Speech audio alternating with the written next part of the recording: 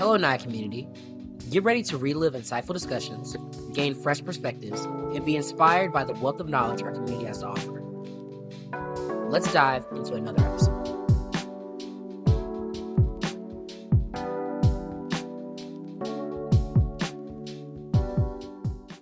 Good morning or good afternoon, depending on where you are in the country, to everyone, and happy Veterans Day. Normally, we open these conversations up and we ask you to drop where you are, what chapter you participate in the chat. However, since we're celebrating our nation's veterans, if you are a veteran or know someone who is a veteran, go ahead and give them a shout out in the chat and just let them know that we appreciate them. Here at NAAIA, we also recognize the sacrifice and service of those who found a secondary career here in the insurance industry. We meet them frequently when we are out in our chapters or at our events of our veteran population who have since found insurance as a career. So with that, everyone, welcome. I'm so glad that you're here. And today, as you know, if you are in this space, we are going to be having a conversation under the banner of our Underwriters Roundtable. So thank you for making time and joining us for this conversation on the future of underwriting leadership. If you've been in business for a while, you've probably noticed that the role of underwriting is changing and changing fast. We're not just evaluating anymore, we are influencing strategy, we're shaping products, we're using data in new ways, and we're working shoulder to shoulder with those in distribution and claims. The expectation of underwriting leaders and for those who want to become leaders are evolving right along with the actual industry. So here in today's session, here's some things we're going to talk about. We're going to talk about how underwriting leadership's expectations are changing in response to technology, market, and culture. We're going to go through real-world examples of underwriting and stepping into new roles, moving from risk gatekeepers to true strategic thought partners, so to speak. And what today's leaders are looking for when they are hiring and looking for mentors or becoming mentors to the next generation of talent. By the end of this session, we really hope that you have a clearer sense of what skills and the mindset that are going to be needed to stand out right now. From the analytical to the technical know-how, communication, collaboration, and strategic thinking. We'll also take a look or highlight some of technology and how data is transforming the job itself and what it means to sort of drive your development or build your own career path. Whether you see yourself staying close to underwriting or branches out to different areas in product development or portfolio strategy. So let's think of this as a look back, but also a look ahead and sort of a gut check to where we need to go in order to remain relevant and also be successful in our careers. So with that, let's jump in. I'm going to ask LaTisha Anderson, who will be our moderator today, to join me on the stage. LaTisha is the underwriting specialist for the FCCI insurance group, and she's going to drive the conversation with her seasoned panel to explore the topics of today. Welcome, LaTisha, and how are you today? Good morning. Good morning, Ashley. I'm so humbled and pleased to be part of this today. Yes, I did join the FCCI group about a little over 90 days ago. I'm here in South Dallas and, underwriting Reimagined, right? Well, I am part of this panel and I'm so excited to be a part of this panel. As I shared with you earlier, I'm looking forward to learning from the leaders that we have on the panel today and so excited to hear what they have to say. Well, we are so grateful for you to take the time and to moderate this conversation. It looks like your panel is populating up on the screen for you. So with that, I will leave it to you. Have fun. Good morning, everyone. Thank you so much for joining us. Today, we have the pleasure of speaking with three leaders from across our region. We have Tina Allen, who is a VP of Underwriting for District Cover. Good morning, Tina. How are you this morning? Good morning, LaTisha. I'm doing well. How are you?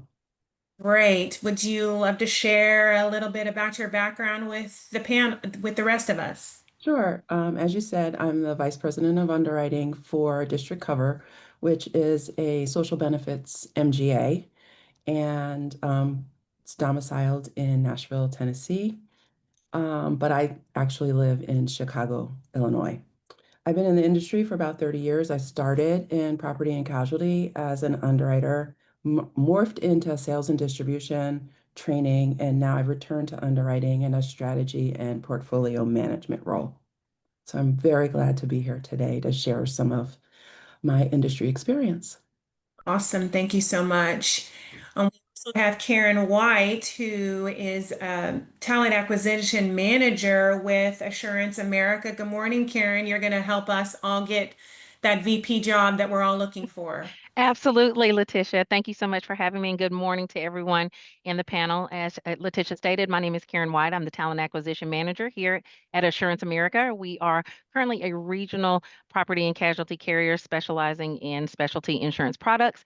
And I've been in the insurance space probably about 20 years now, if I'm telling my age a little bit. Started out as an underwriter, so I'm very passionate about underwriting, and several years ago transitioned into a talent acquisition role to assist individuals wanting to pursue careers in the underwriting space. So happy to be here and looking forward to the conversation today. Awesome. And lastly but not least, we have Seddrick Hubbard, Underwriting Director for the Cincinnati Insurance Company. Good morning, Seddrick.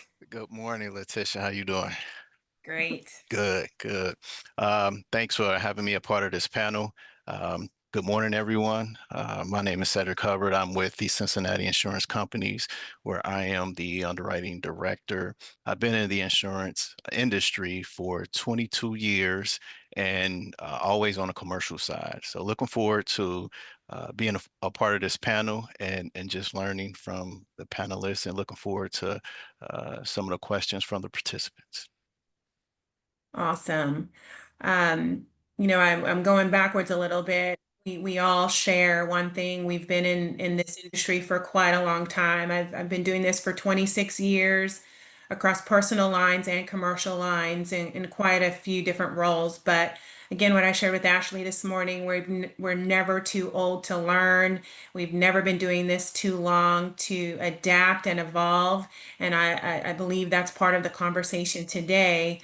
So let's get into it. I don't see any questions popping in on the chat, so I'm just going to move into I think what resonates with me mostly, and that's whomever wants to take the lead on this. But how do you feel that the underwriter role has changed? Like over the last 5 years, we've come out of COVID. We went from working home to now not at home to hybrid roles. Is that the new norm? How do you guys see, number one, that it's changed in the last 5 years?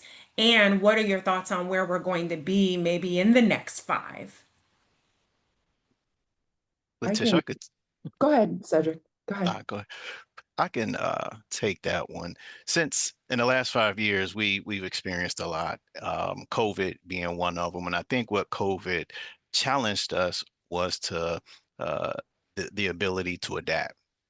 So everybody went home, and worked from home in an instant. And we had to be able to adapt to that environment.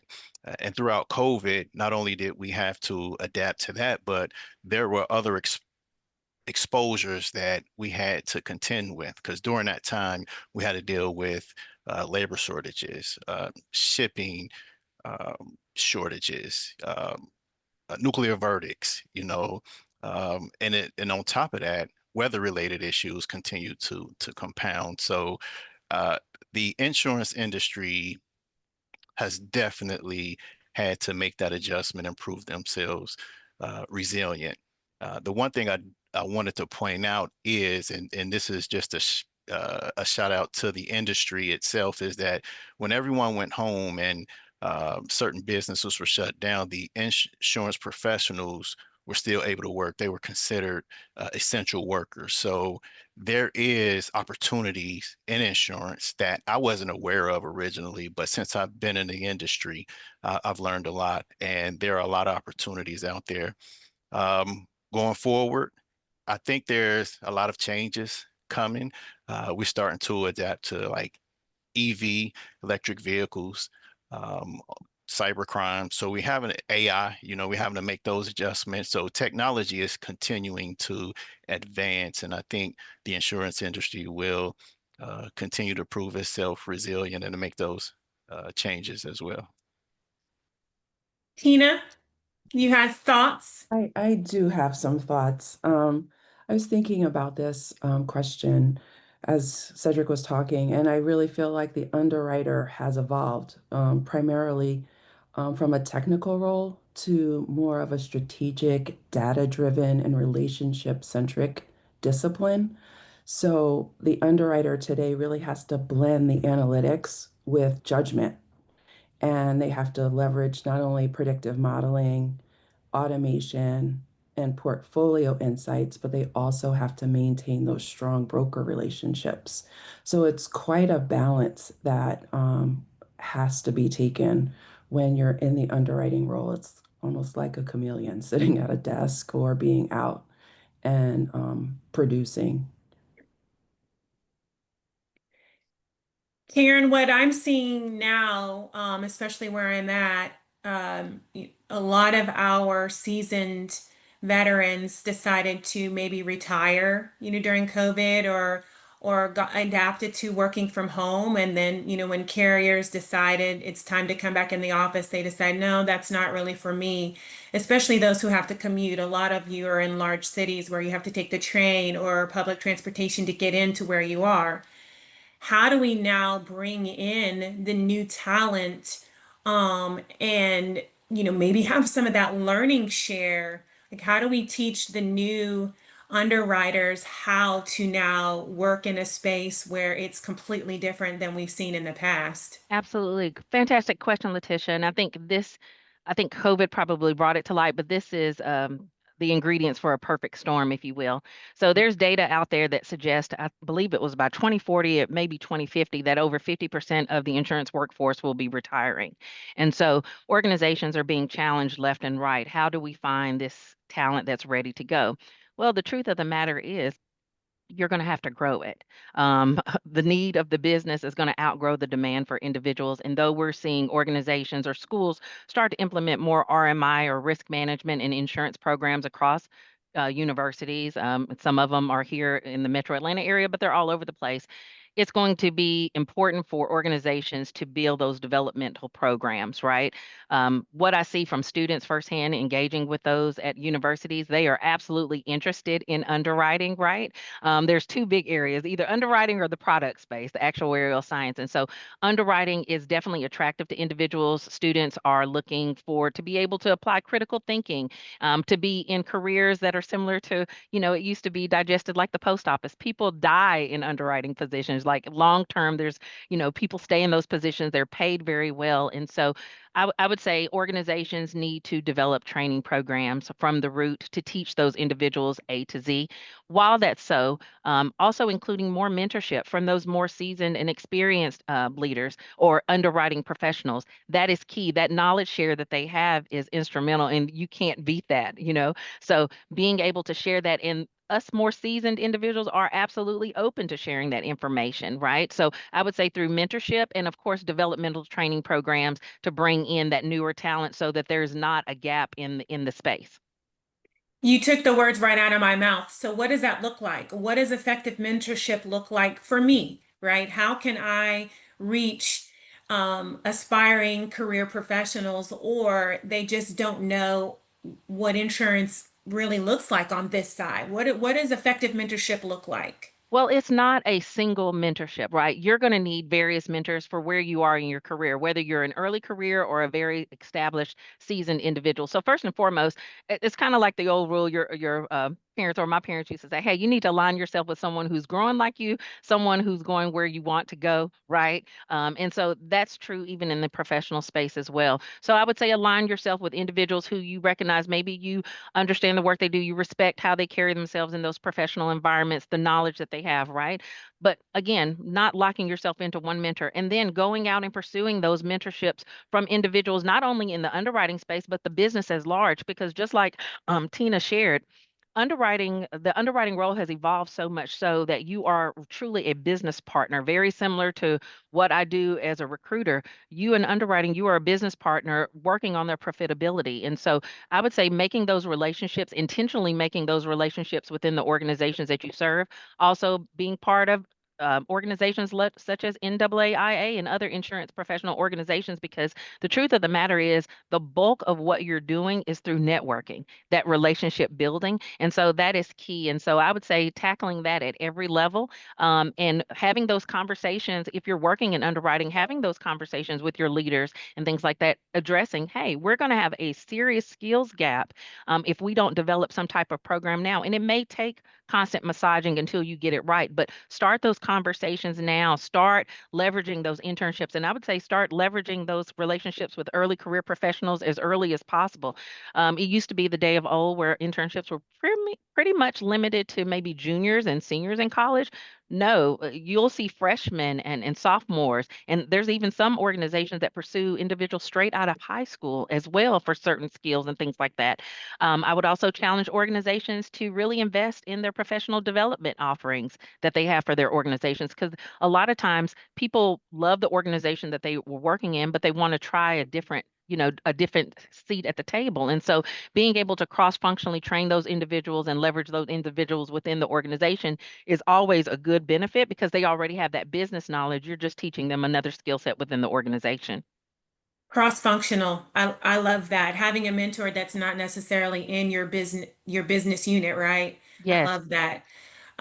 Tina, I think it was either you that mentioned or Seddrick, where we're talking about the skill set, right? So I want to ask this question a little bit differently because I just experienced this. So what would you say is most important, or maybe not? What is most important? Communication, your emotional, like that empathy, the understanding with what, our agents are having to deliver tough messages, right? Um, or the technical skill set. What is most important when you're looking for your top talent, or are those skill sets all equally important? Tina or Seddrick, please help me out. I can jump in really quickly.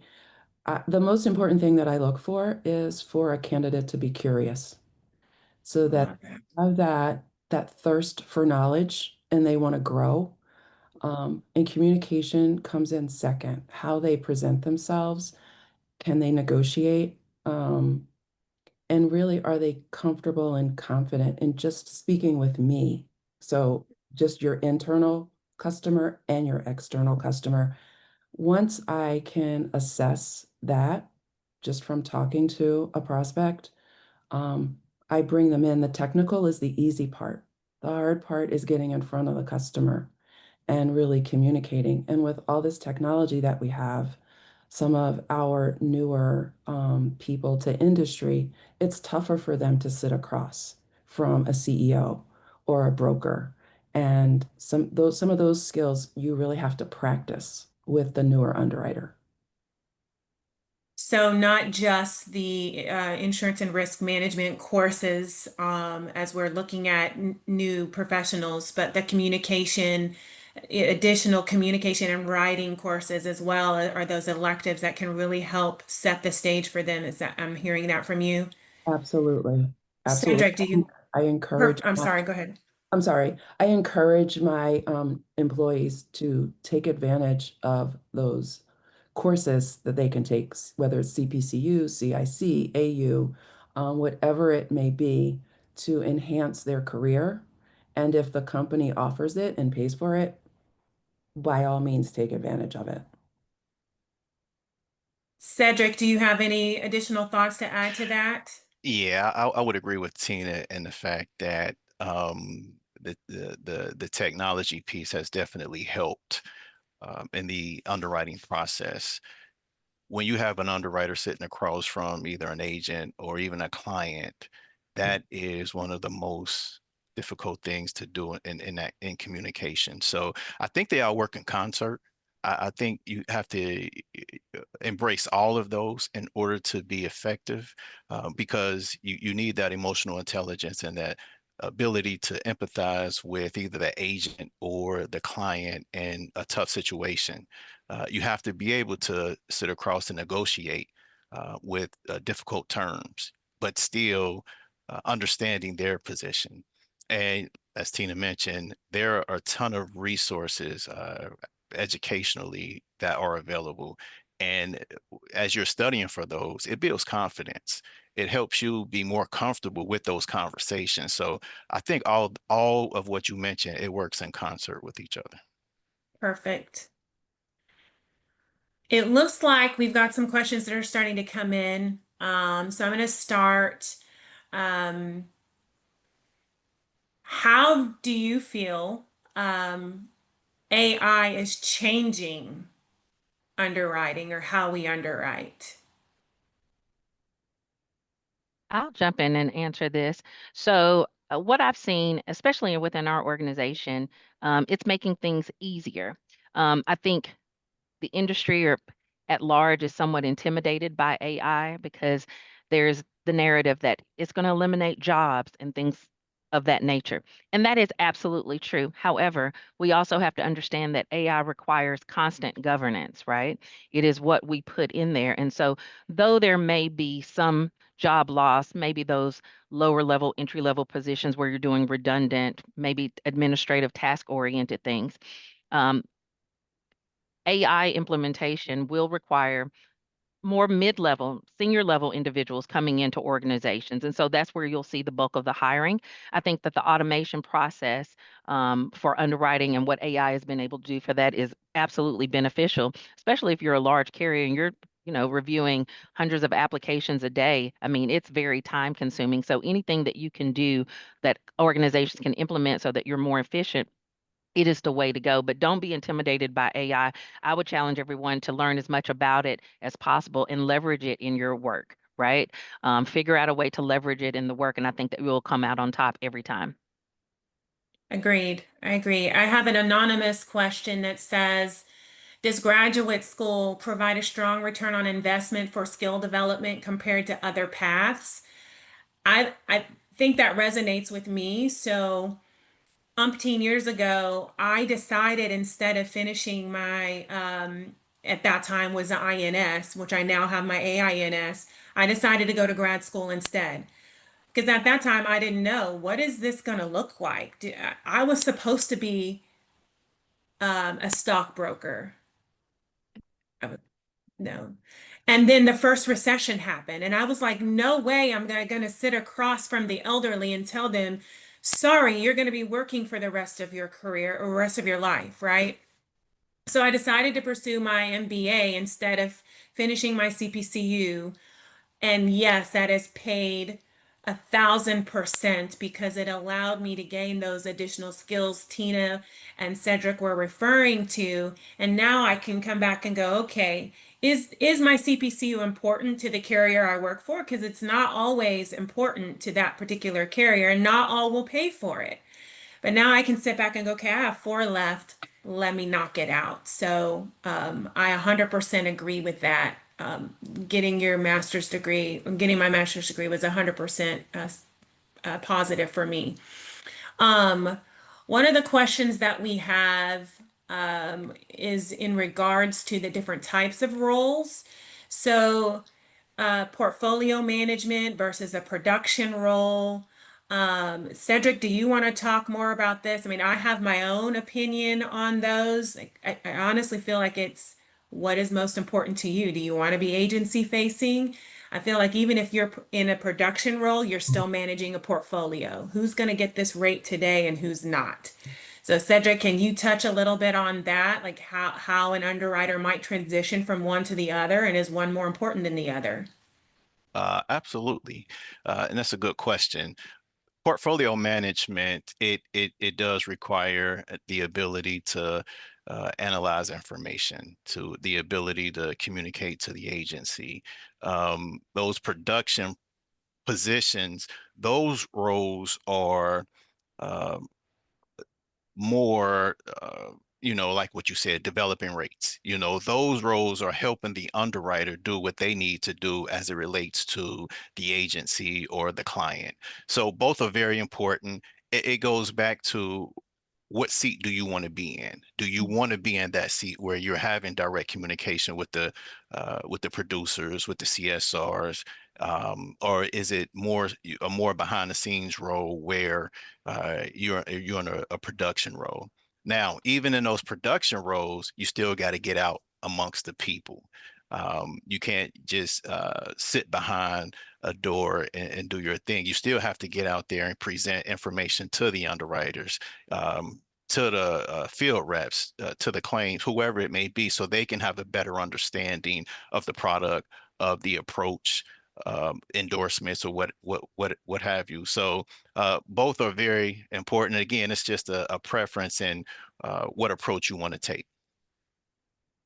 I agree with what Cedric is saying.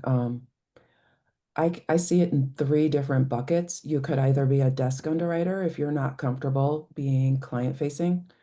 You could be in that production type role for distribution purposes and be in that sales role if you like being a road warrior and out there um, discussing products, services, resources, and the value proposition of the company. Or you could actually be a production underwriter where you're taking that technical and the sales, combining them, and you're out there client facing. So there's a couple different routes that you can take. You can combine the sales and the underwriting to be a production underwriter, or you could go in that distribution side. So it's really where you're comfortable and where your passion is. 100% agree with you both. I've now had the ability to be in both capacities. Um, I will say, again, it depends on your carrier. My prior role, I had to do 80 sales calls a year and manage, 12 to 13, what's expected to grow to 15, excuse me, 15 and $16 million book. So you really have to have strong desk management skills, strong organizational skills to do either of what we're describing here. So do you want to be out rubbing elbows with the agents, or do you want to be, at your desk? It really depends on what your goals are. We've got a couple of questions now in regards to E&S. I know it's a little bit off topic, but we're starting to see a lot of our standard carriers move into the E&S market. Do any of you have any commentary on the different underwriting or skill sets that it would take to move into an MGA role or an E&S position? Karen, do you have any insights? I think the skills are actually the same. So being able to build relationships, build rapport rather quickly, right? Whether you're dealing with internal customers or external customers, that's table stakes across the board. Having that technical competency to be able to analyze large amounts of data, having that natural inquisitiveness that Tina spoke about, asking those questions because we need to make sure that the risk makes sense, right? We're somewhat fact checkers, but we're also puzzle makers, right? So we're putting this puzzle together, making sure that this makes sense, that this story makes sense, and it's a good risk. But I think whether you're in E&S, whether you're in personal, commercial, no matter what discipline you're in underwriting, the skill sets that you're going to need to be successful in those roles are going to be constant across the board. At least that's what I've seen in the industry. LaTisha, if I could jump in as well, I agree with Karen. The skill set is the same. With ENS, and I haven't been in ENS, but I have a counterpart that works in ENS, and we collaborate a lot. The beauty of ENS is you get to craft certain forms yourself. ENS isn't as highly regulated as the standard market. So something that we're not comfortable with because of an exposure or a product, ENS, they're able to write that to where the insured is still happy and not put themselves out there as much. So they have that creativity, that ability to create certain forms, to create certain exclusions to where it meets their objectives as well as the client. So there's a little bit more flexibility in the E&S space. You tend to see a lot of exposures with hair on them in the E&S market. And some of the stuff is exciting. We don't want it on the standard side, but it could be some exciting stuff. Amen to that, Seddrick. And the key word to whomever who asked that question, the key word I believe is collaboration. I've now worked for a carrier and have had several carriers in the past where we do have both specialty GL or industrial property. So that's before you get to E&S, and then we have the E&S. So while that risk hits my desk first, it can still be a win-win-win. I take a look at it. Maybe I'm going to collaborate with them and I say, hey, I don't want this piece, but I do want this piece. Let's go get it, right? So it really takes, that slowing down, knowing what your corporate initiatives are, right? Because that's the key to knowing what hair we want to take, knowing what your corporate initiatives are, and then everybody can have some win-win on that. But yeah, I like the idea of that freedom of being able to pick and choose what you want at whatever price you want. But to Karen's point, it's the same skill set. You're still underwriting, still using the AI to feed you up some of that information to help you get the job done easier. One of the questions, which is new for me, so when I went to school, we didn't have insurance degrees. That wasn't even thought of or a possibility. And maybe it's just the small state that I grew up in. But what are some educational certifications or trainings that you would recommend our new individuals get in advance to help put on their resume as they try to move into an underwriting role? Karen, do you want to take the lead on that? Yes, I absolutely will. So first and foremost, if I would say getting a base level knowledge of insurance, so an AINS, API, any of those very granular entry level designations, just giving you an understanding of the fundamental of insurance, because that's going to be your foundation to build upon. And then anything above that through the institutes, and there's several other organizations that offer designations. There's even companies now that are offering those designations a lot to their associates, but anything that is related to insurance, it cannot be a loss. There are very specialized certifications that you can pursue. And now, to your point, LaTisha, there are risk management and insurance degrees that are being offered across organizations. Many of those programs are online programs. They do have some that are fully on site, small school, large school. It just depends on where you are, but I would say absolutely getting the certifications, because those are a little bit more cost effective, if I may be honest. So if you're kind of working on a budget or similar things, those are a little bit easier to obtain over a shorter period of time.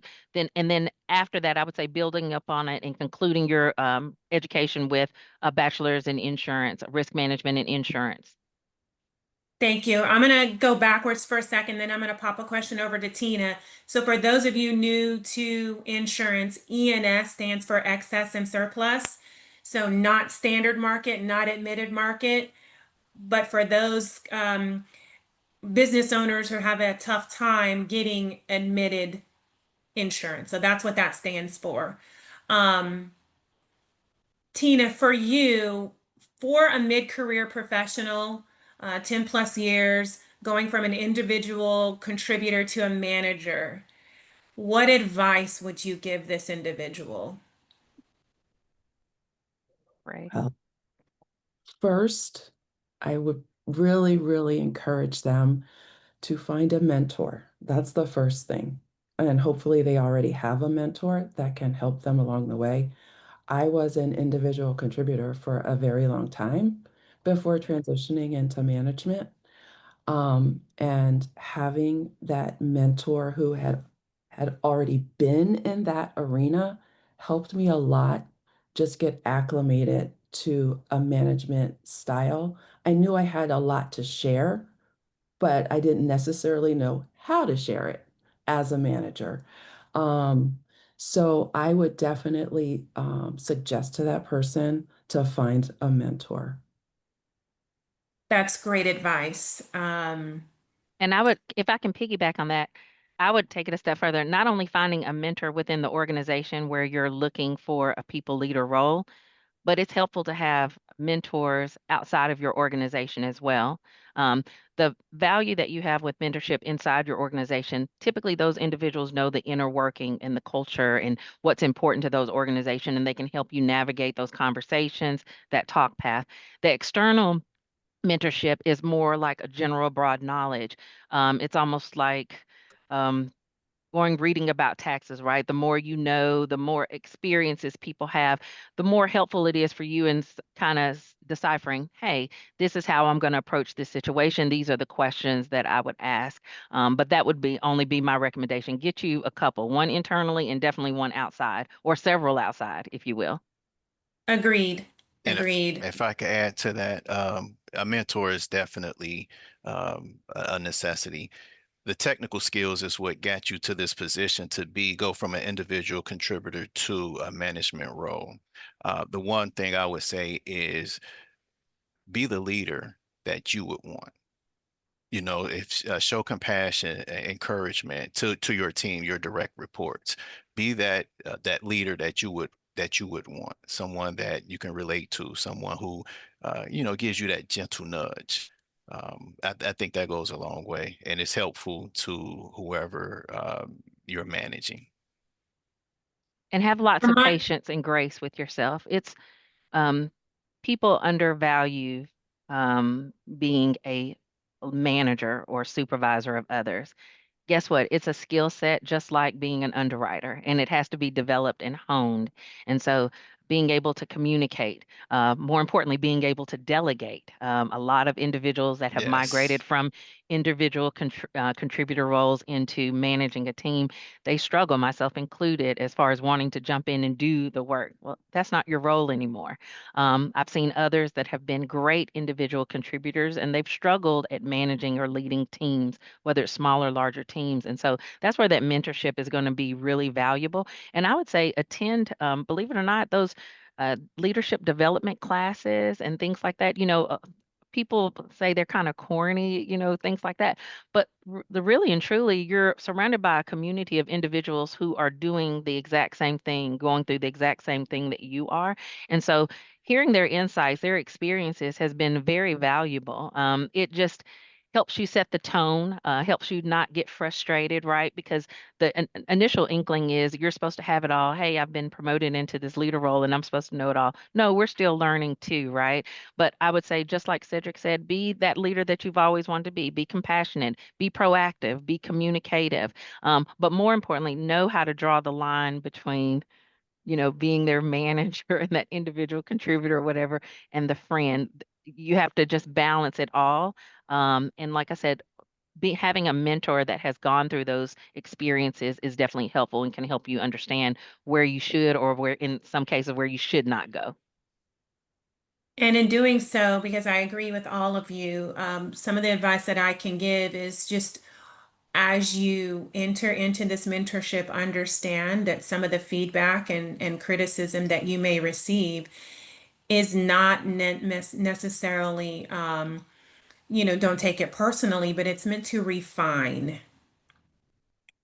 It's meant to make you the best version of you. And that word has been, given to me by, many, many leaders. Like, let's just refine. It's not about correction, but let's just tweak this just one little bit so that we can sit in front of the Tinas and the Cedricks and the Karens and have very thoughtful conversations and be engaging. One of the questions that's popped up that we cannot forget is we have individuals who are only in the career post-COVID. Mm. They don't know what it was like, back in the day when everything was done on paper, as Precious, reminds us of, right? They don't know what it's like to actually have sit in a desk or in a call center type environment where it's cube to cube to cube to cube. How do we help that type of individual who's only working virtually, at the ground level? How do we help that individual with strategies to help them build their network? People are probably going to hate that I say this. Go to the office. You, I know it's not a very a popular opinion right now, but your relationships that you build, they're only, I'm not going to say it's impossible to do those in a remote capacity. However, it is challenging. And so, we hear people talk about the old water cooler conversation. You're not going to get any of that if you're not in the office. And so, I would encourage individuals, especially individuals that are new to insurance or are wanting to really grow their career, once you find an organization that you feel aligns with your values, make your way into that office regularly. I'm not saying you have to go every day, maybe 2 to 3 times, a week, or, definitely when the quote unquote big, senior leaders and influencers and decision makers are there, but make yourself known so that they can know who you are outside of the role that you hold for the organization. I think there's a lot of value in that. You learn a lot of things about the business, maybe that wouldn't come to your desk as an underwriter. You understand the inner workings of why you're doing what you're doing. And so once you can kind of see where the company is going and why they're doing what they're doing, it makes your job all the more easier, right? You're vested, you're committed, you can make these decisions, and basically make decisions to help the company move towards their goals. So that would be my recommendation, going to the office. And so you all don't beat me up on the chat, because I know that's not popular, but there really is advantages to doing so. So can Tina, I see you smiling. What are your thoughts? Well, I just want to jump in. I am a part of a company that is fully remote. So we don't have Oh, we have no building to go to, and we're very intentional about getting together. We've only been in existence for 2 years, but very intentional about getting together quarterly. So we bring everybody in from all of the different states that they represent, and we lean into each other. So we have time for that technical review, but we also have time for that interaction, that companionship, that relationship building with one another. Um, with my employees, I have to be very intentional with them. I meet with them constantly, one-on-ones and as a team, to stay connected and share my network with them, and they share their network with me. And that's kind of how we try to continue to build. So you have to be very intentional when you are sitting at a home office each and every day and don't have an office to go to. We have someone in the chat. I love this. And Seddrick, I'll let you add commentary, but they say culture is caught, not taught. That's good. That's very good feedback. And then also for those individuals, remembering that you can always network and go out to the NAAIA conferences and get-togethers, right? That's an opportunity right there to get to know individuals across the insurance industry.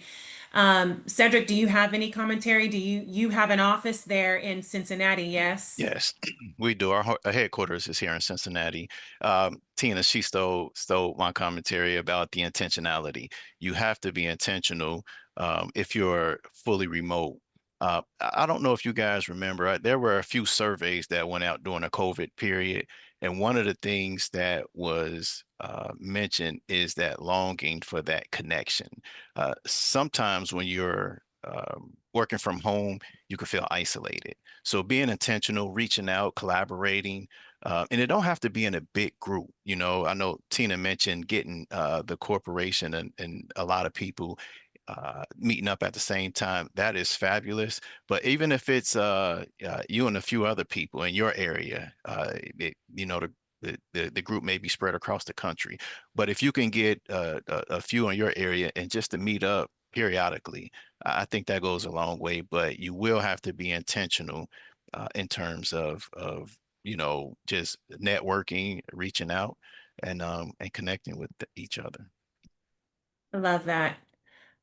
So I think we're about 15 minutes towards the end. I'd like to, kick it back to each of you and ask, what are the most important or impactful things someone can do as they're entering into an underwriting career, or maybe even touch on a misconception about underwriting as we try to grow our new underwriting workforce.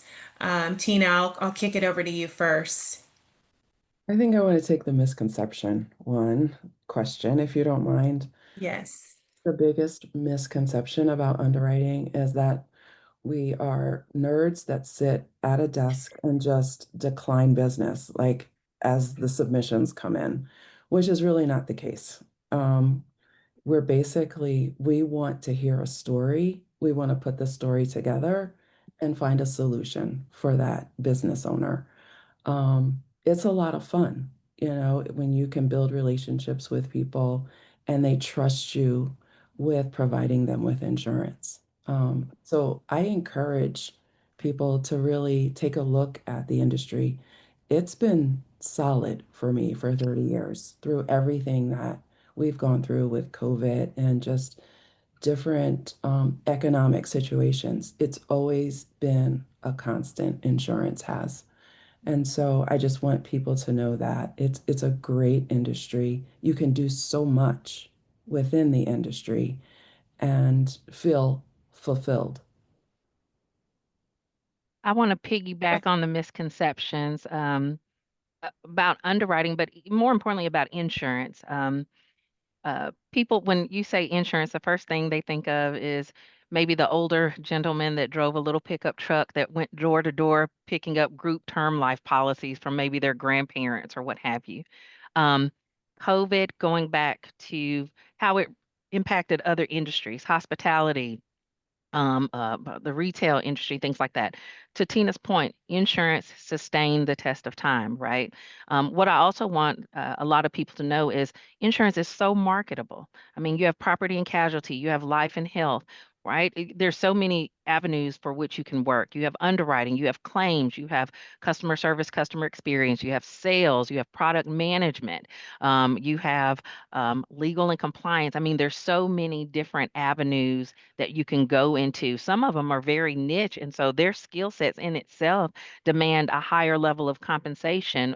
For instance, like insurance accounting, that's statutory accounting. It in itself demands about a 13 to 15% uptick in base salary just for having that experience of being able to reconcile blue books and yellow books, right? So there is a lot of value in working in insurance. It is something that you can take with you. It is something that it will always be required. And even if they automate it, you cannot take the human component out of insurance, right? So it is definitely something I would encourage you all to continue in because it will sustain you. And insurance careers pay very well, very, very well, very lucratively. And now you have the opportunity, similar to Tina's organization, you may look up and find an organization that's fully remote. I know somebody works in insurance, they live in the Bahamas, right?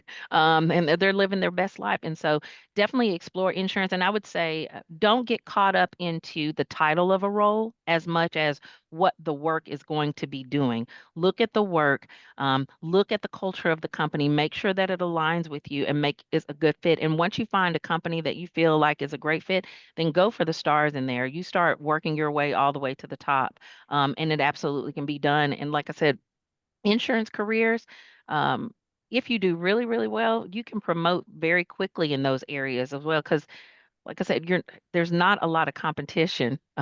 Honestly, we're getting ready to retire, God willing, maybe 10 years or whatever. So please come take my place. I want to hire my replacement. Please, please, please. So yes, I just don't want people to sleep on the wonderful world of insurance, specifically underwriting, because it can be a formidable career for you for sure.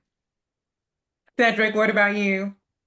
So insurance it's a relationship business, as we mentioned several times.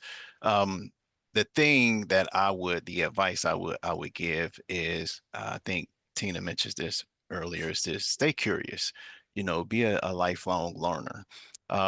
Understand the fundamentals, the policy, the pricing models, the exposure itself. I was studying for one of my uh, designations, and it talked about the DICE approach when you're looking at a policy or an exposure, and that's the deck page, the insurance agreement, the conditions, and the exclusion. So having a solid foundation on those items will help you further your career.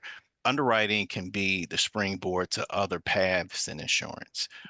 But the one thing that is stuck with me, and I'll share this, is I had a newer underwriter to my territory, and I'm real big on getting them out there to their agencies so they can start building those relationships. And we were sitting across the table from one of the older gentlemen in the agency, and he shared a piece of advice to the underwriter, this newer underwriter, um, that I think was really impactful. He said when he was starting out in the business, somebody shared this advice with him and it stuck with him. And he said, if you tell the truth, it'll be a part of your legacy. If you tell a lie, it'll be part of your future.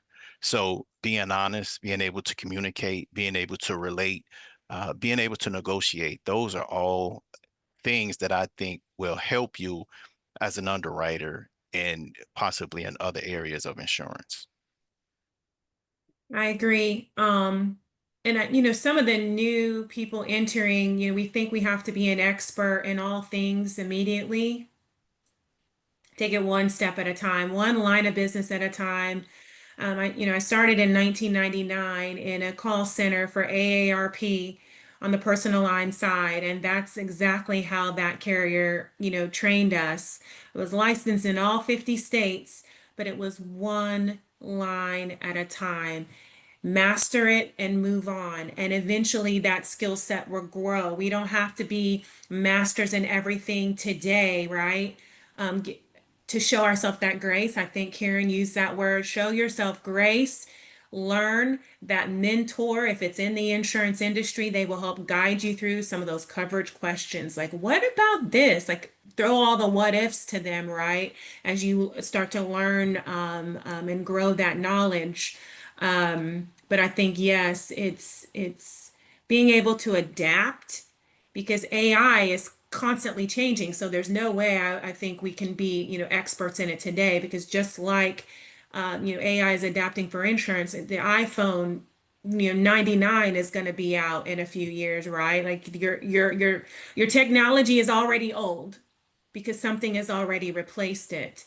But to what Tina said earlier, my husband's career is not COVID proof. He was laid off twice during COVID. And, thank goodness I had the career that I had that was able to keep us afloat and keep a steady source of income because we are the absolute. Our business owners cannot move on and be sustained without insurance, right? Because there's a constant, potential for risk and loss in all of the lines of business. We're talking about cyber. I think I need cyber insurance. I've been hacked more times than the 7-Eleven up the street, right? So, I appreciate, all of the feedback that you've provided. Do any of you have any other closing thoughts, anything that we missed on that you would like to touch base on? No, I would just encourage everyone, continue to build your community. Leverage LinkedIn. There's several insurance-related groups on LinkedIn. Some are specialized in underwriting, some are general insurance, but continue to build your community and understand that insurance is a very small community of individuals. I can count so many people that I've had an opportunity to work with, various carriers, various organizations, different roles. So be intentional. Be communicative and network. Please network. And I just want to say, take advantage of your local NAAIA chapter if you're near one. Join it and really just lean into everything that they have to offer because it's a powerful support system that we need. And I would say insurance wasn't my first choice.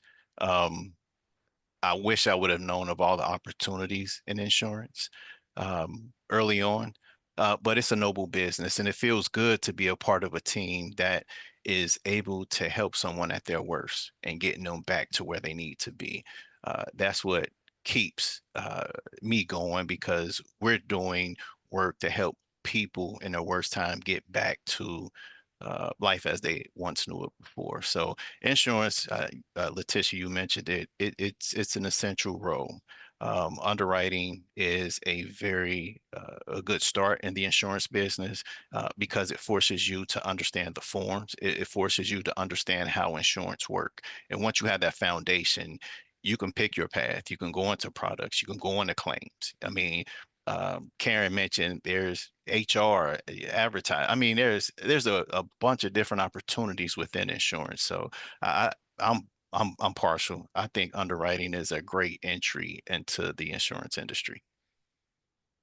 And you can change your mind, right? Like you can, if you Absolutely. don't want to be in claims, or you start studying for your AIC and you're like, yeah, this isn't for me, try something else. Try something else because that knowledge will transfer across the industry. Any other thoughts? I don't see any other questions coming in. Everybody's just cheering us on. Great session, very insightful, very thoughtful. Ashley?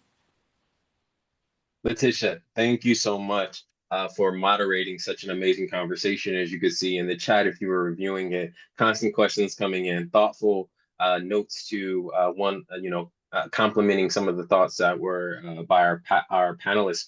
So Seddrick, Karen, Tina, we greatly appreciate your expertise in coming in to support not just the future leaders and senior leaders, but also some of our tenured folks who may be looking for something different and having conversations around those things. Thank you for watching this flashback episode of NAAIA. We appreciate your time and hope you found the insights valuable. Stay tuned for more enriching content. Until next time, thank you for being a part of the NAAIA community.